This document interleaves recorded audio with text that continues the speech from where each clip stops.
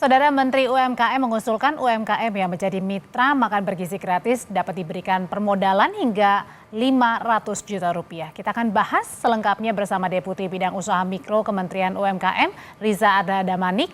Lalu ada juga Ketua Umum Asosiasi Industri UMKM Indonesia, Hermawati Setiorini, dan Direktur Eksekutif Institute for Development of Economics and Finance, Esther Sri Astuti. Selamat malam Bapak dan juga Ibu. Selamat malam Mbak Audrey, Malam Mbak Audrey, malam Bu Hermawati, Mbak Esther. Selamat malam. malam Bang Riza, Bu Rahmawati. Ya, saya mau ke Pak Riza terlebih dulu. Pak Riza, kenapa sih penting banget ini memberikan modal bagi UMKM 500 juta? Ya pertama saya ingin sampaikan begini Mbak, bahwa makan bergizi gratis ini menjadi salah satu program unggulan ya, prioritas pemerintah.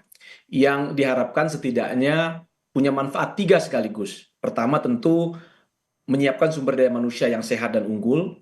Yang kedua mendukung swasembada pangan kita, dan yang ketiga ini yang terkait dengan diskusi kita, penguatan UMKM ya, ekonomi UMKM kita. Kalau kita lihat dalam konteks UMKM, baik itu di hulu misalnya, di hulu kita punya sekitar 28 juta ya UMKM kita, khususnya mikro yang bergerak di sektor pangan. Apakah mereka petani, nelayan, peternak, pekebun. Nah, di hilirnya itu ada yang mengelola dapur-dapur, nantinya diharapkan demikian. Yang saat ini kalau kita lihat UMKM kita yang bergerak di sektor kuliner, dari data kami di SIDT, itu angkanya sekitar 2,2 juta. Dari angka 2,2 juta ini, ada sekitar 3.000 diantaranya itu bergerak di catering. Nah, tentu kalau lihat dari jumlah ini, implikasi ekonominya kepada masyarakat kita juga akan sangat signifikan bila mana ini digerakkan secara terintegrasi gitu. Nah, ekosistem inilah yang saya kira ingin kita perkuat. Nah, memang pertanyaannya adalah 2 pekan yang lalu ya Pak Menteri bersama dengan Kepala BGN bertemu. Dalam perbincangan itu ada isu terkait dengan pembiayaan. Ya. Pembiayaan ini kalau saya boleh ilustrasikan, setiap hari misalnya di dalam satu dapur itu membutuhkan sekurang-kurangnya 30 juta rupiah ya untuk belanjanya ya. Ambil contoh, mereka harus menyiapkan 3.000 box, satu boxnya dianggap 10.000, berarti sekitar 30 juta.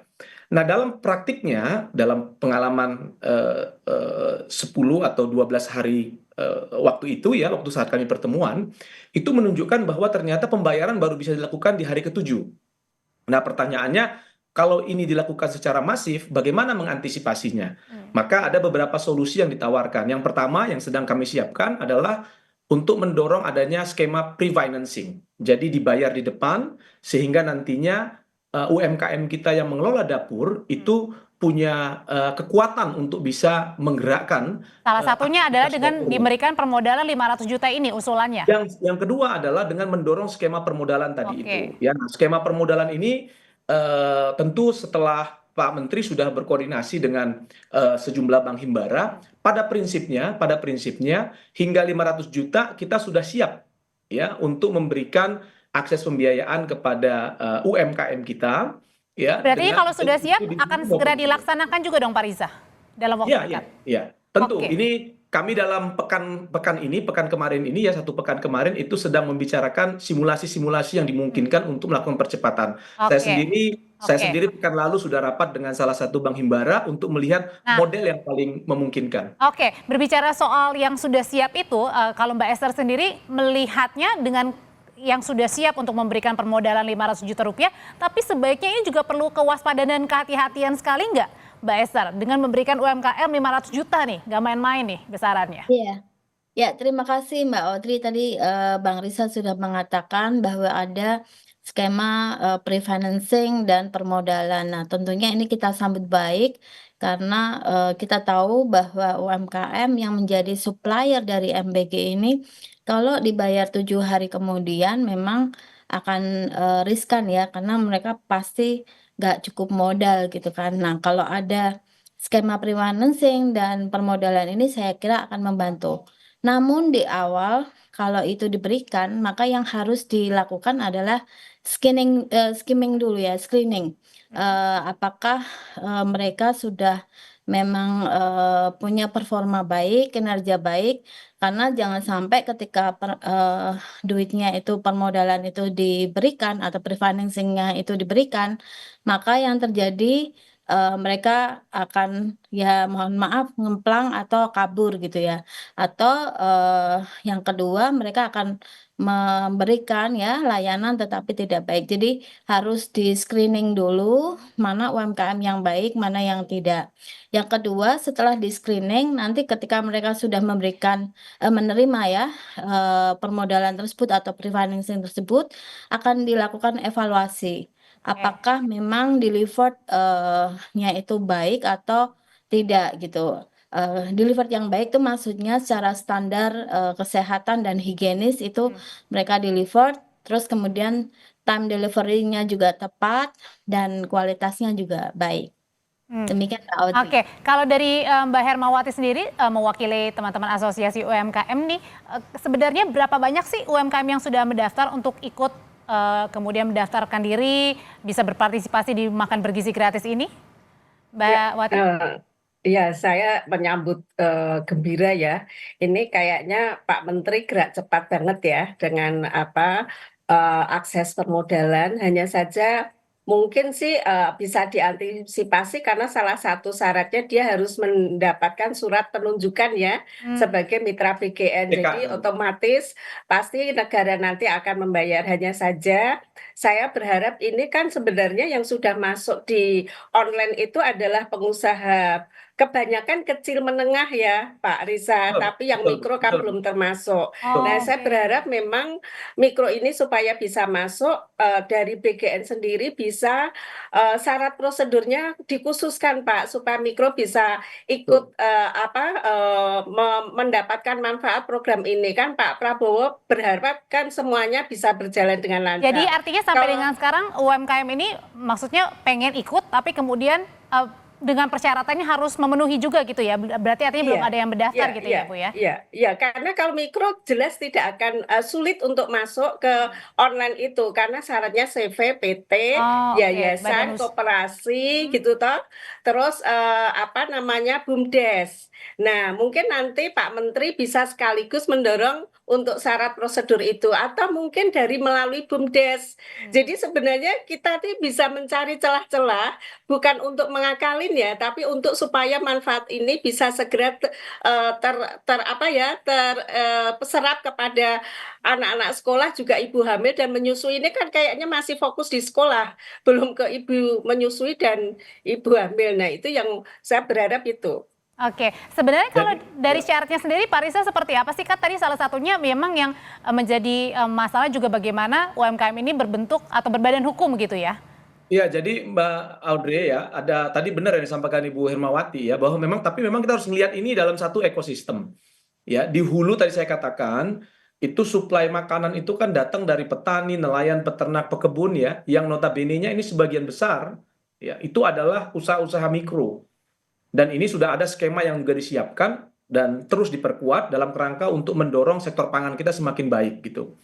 Nah, yang kedua, tadi di hilirnya ada dapur. Dapur ini sendiri tadi disampaikan ada yang kecil, menengah gitu ya, yang memang butuh permodalan. Dalam kaitan dengan permodalan itu juga tentunya kita ingin perkuat. Nah, maka tadi saya sampaikan bahwa ada dua skema yang mungkin sedang dibincangkan atau diperkuat hari ini. Pertama adalah yang sedang didorong oleh BGN dalam kaitannya langsung dengan pre-financing saya sebutkan tadi. Yang kedua adalah memperkuat akses pembiayaan kita. Existing kita saat ini kita punya skema KUR yang kita punya hari ini Mbak Andre ya.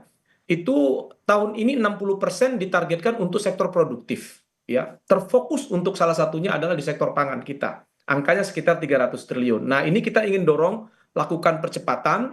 Kami sudah diminta untuk lakukan monitoring dan evaluasi rutin secara bulanan dengan harapan nanti ini juga bisa mendorong sentra-sentra pangan kita bergerak untuk memberikan suplai makanan ke dapur makan bergizi gratis tadi. Oke, tapi Mbak Wati sebenarnya di saat yang sama kita juga tadi menarik saya kira ya, kita memberikan kemudahan dalam akses pembiayaan dengan adanya SPK tadi Bu ya. Ini juga sudah sempat dibicarakan dengan lembaga pembiayaan dan juga BGN bagaimana agar SPK itu bisa diberikan kepada mereka dengan harapan nanti lembaga pembiayaan bisa memberikan pembiayaannya. Ya, ini sejalan sebenarnya dengan prinsip di Oke. PP 7 tahun 2021 tentang kemudahan berusaha bagi UMKM kita, di mana sekira UMKM ingin mendapatkan akses pembiayaan itu tidak serta-merta harus menggunakan agunan.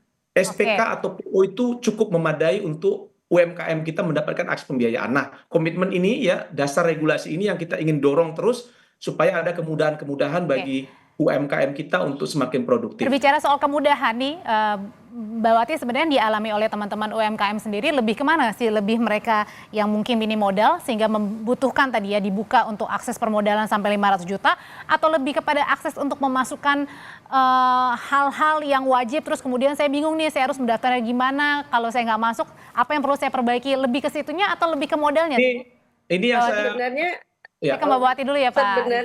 sebenarnya yang awal itu adalah UMKM khusus mikro ya, karena saya fokus di mikro bukan kecil menengah. Mereka untuk online saja kan sudah dibatasi dengan syarat prosedur yang mereka tidak bisa masuk.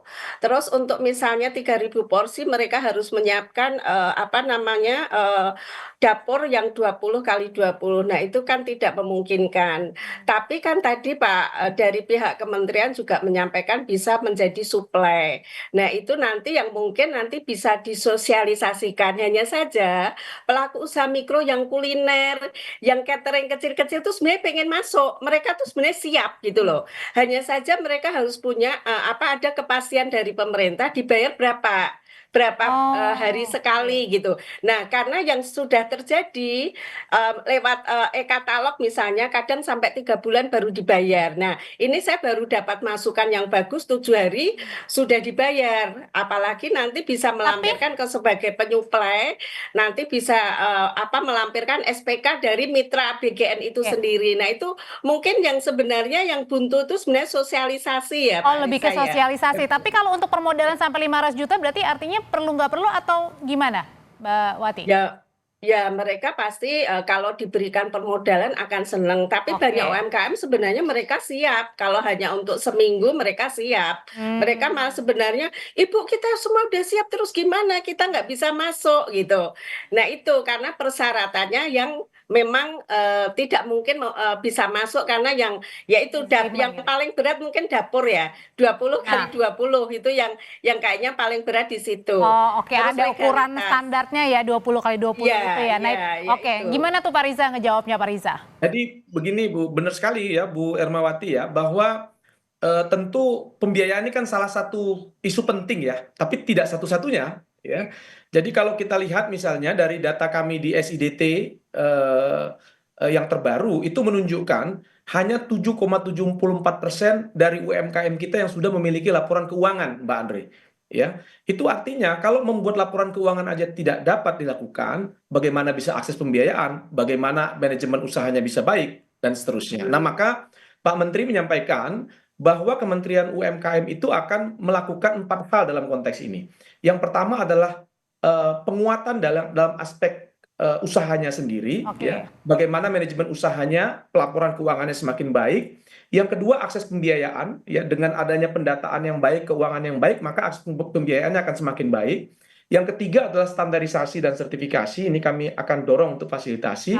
Dan terakhir adalah mendorong untuk kemitraan. Nah, terakhir untuk sosialisasi tadi Bu Ermawati ya, kami sedang membicarakan dengan BGN. Kebetulan kami di Kementerian UMKM itu punya pusat layanan usaha terpadu di 100 titik di Indonesia yang kami ingin dorong menjadi pusat-pusat informasi dan sekaligus juga pelatihan dalam mitra makan bergizi gratis ini. Oke, sebenarnya Mbak Esther kan kalau dilihat dari niatnya sangat baik sekali ya untuk memajukan UMKM juga nih, di samping memajukan juga gizi anak-anak begitu ya. Tapi di satu sisi bagaimana sih secara implementasinya nanti bisa dilaksanakan dengan penuh kehati-hatian juga, karena kan kalau Bank Himbara ini yang memberikan KUR, jangan-jangan bank-bank Himbara ini juga kemudian deg-degan nih, resikonya seperti apa kalau nanti memberikan permodalan 500 juta untuk UMKM, nanti jangan-jangan nggak balik, gimana balikinnya?